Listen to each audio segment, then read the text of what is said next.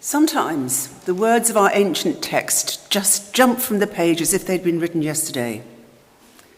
Every few minutes, a child is born into a land where death stalks their every breath, where chemical warfare is used without second thought, where whole sections of the community are being wiped out, and where fathers gather up their families and flee the country simply to stay alive.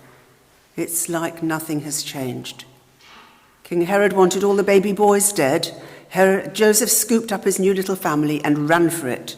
God had entered the world, and already he was a refugee. Fast forward 2,000 years. Try being a woman in Afghanistan. In Egypt, Coptic Christians suffer harassment and persecution.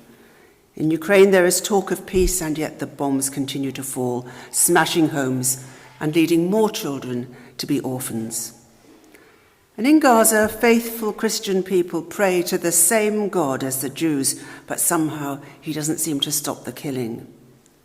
It was ever thus. It is the human lot. Hatred has always and will always rule the world. What happened? We happen to have been born in a country which has been an oasis of relative calm and civilization at the moment. But you know, history tells us this will not last. Our Western civilization will eventually implode, as other noble ventures inevitably have done in the past. So how do we cope? Do we let our gaze stay on the horror and the darkness of this world? There has to be a better way. It does not have to be like that.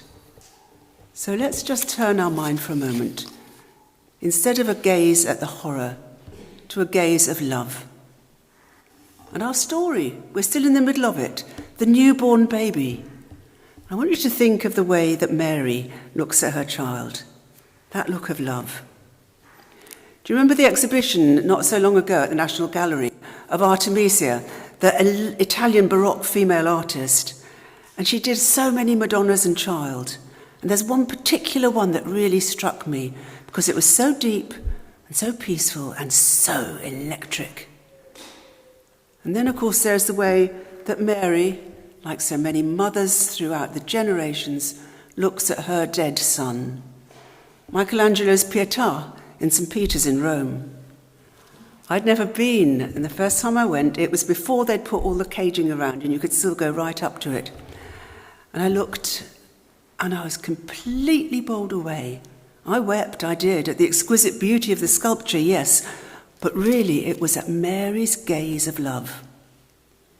You know the way you can look at your child asleep and gaze, and they have no idea you're looking at them, but you feel as if your love burns from your eyes into their very soul. And it continues through life. I don't want the gaze of someone who just wants to undress me. I long for the gaze of someone who knows me, complex, flawed, the real me.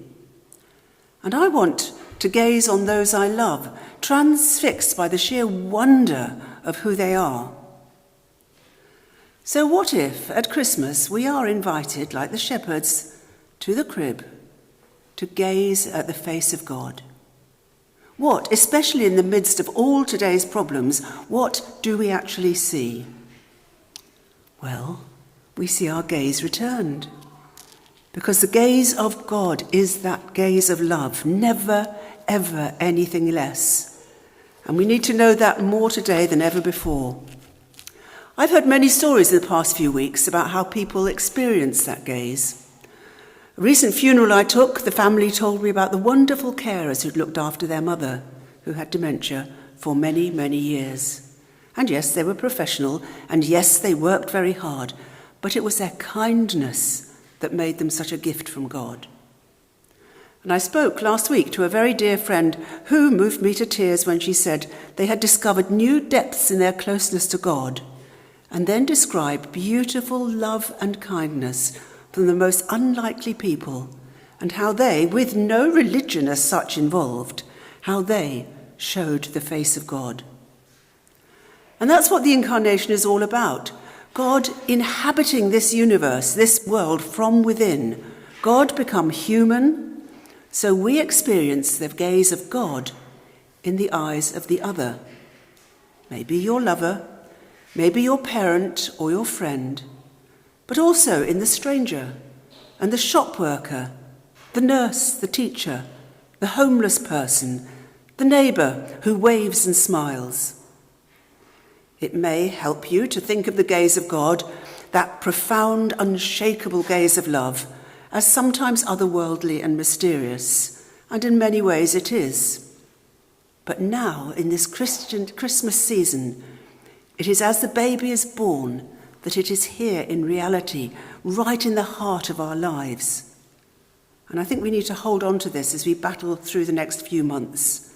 The face of God is love and kindness. It can be no other. And you will see that gaze of love every time you give and every time you accept loving kindness, however small. Loving kindness is what keeps us going. More than that, it is what makes us fully human, and it is writ on the very face of God. Amen. As ever, you can read the email update out as well as I can. But just to remind you of just a few things, I think the basic message is that things are starting to get back to normal. I think the 9 and 10:45 will be in place from next Sunday. I think there is not a service on Thursday this week, but the Thursday afterwards. There is a church walk next Sunday at 2:00, and according to the update, it's on footpaths that have not been trod before by the walking group, so it's going to be exciting. And then I think there's a concert coming up in January. Let me just double check.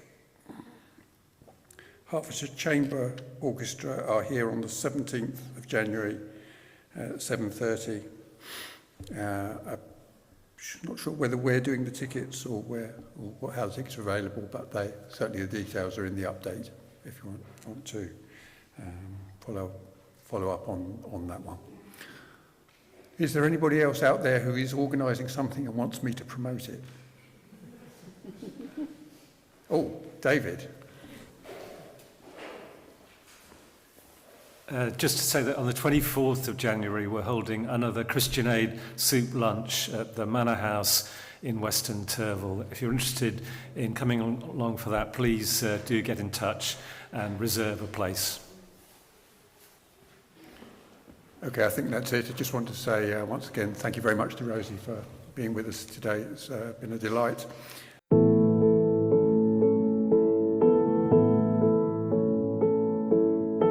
Turn our eyes from fear and darkness. Teach our hearts to look with love.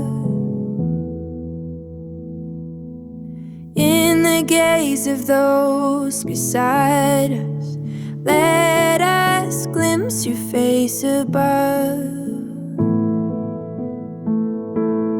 Born among the still, you meet us. God of kindness, God of love.